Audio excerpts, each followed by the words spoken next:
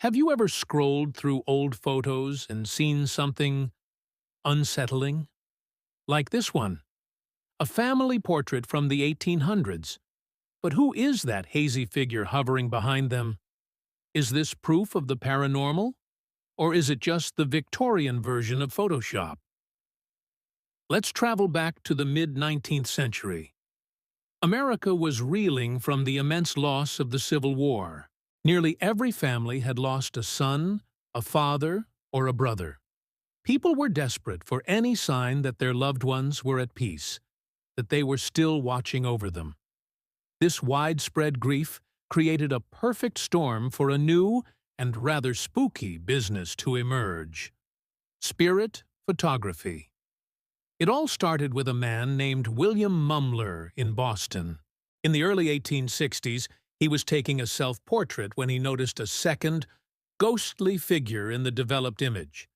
He claimed it was the spirit of his deceased cousin. Word spread like wildfire. Soon, people were lining up, paying top dollar for a chance to have their photo taken with the ethereal image of a departed family member. Mumler's studio became a sensation. He produced countless photos featuring ghostly apparitions alongside living subjects. Grieving widows saw faint images of their husbands, and parents saw the spectral forms of their lost children. For them, these weren't just pictures. They were tangible connections to the afterlife, a source of immense comfort in a time of overwhelming sorrow. But as Mumler's fame grew, so did the skepticism. How was he actually doing it? The most common method was a simple double exposure. A photographer would first take a picture of a person dressed up as a ghost on a glass plate. Then, they would reuse that same plate to take a portrait of their paying customer. When the plate was developed, the faint ghostly image would appear superimposed on the new portrait. Other tricks involved pre-prepared plates with ghost images already on them, or even having an assistant sneak into the frame dressed in a sheet during a long exposure. It was a clever, but ultimately deceptive business that preyed on people's deepest emotional vulnerabilities. The controversy eventually led to a highly publicized court trial. Mumler was accused of fraud, but the prosecution struggled to prove exactly how he created his ghostly effects. With a lack of concrete evidence and testimonials from many satisfied, believing customers, Mumler was actually acquitted.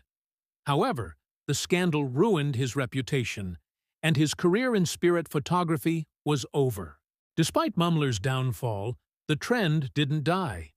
In fact, it exploded.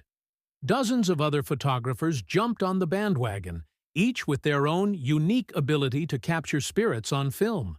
The phenomenon even attracted the attention of famous figures. Mary Todd Lincoln, grieving the assassination of her husband, had a spirit photograph taken that purportedly showed the ghost of Abraham Lincoln standing behind her with his hands on her shoulders. Even the great magician and escape artist Harry Houdini got involved. Houdini dedicated a significant part of his later life to debunking spiritualists and mediums, whom he saw as manipulative frauds. He investigated spirit photographers, often using his own knowledge of illusion and trickery to expose their methods. He demonstrated how easily these photos could be faked, showing how grief could make even the most rational people want to believe in the impossible. So, the next time you see one of these eerie Victorian ghost photos, remember the story behind it. They're not just spooky relics. They're a powerful reminder of a time when hope, grief, and a little bit of darkroom trickery created one of history's most fascinating and emotional scams. What do you think? Were they all fakes, or could one or two have been real? Let me know in the comments below. And if you enjoyed this dive into a historical mystery, make sure to hit that like button and subscribe for more stories from the past.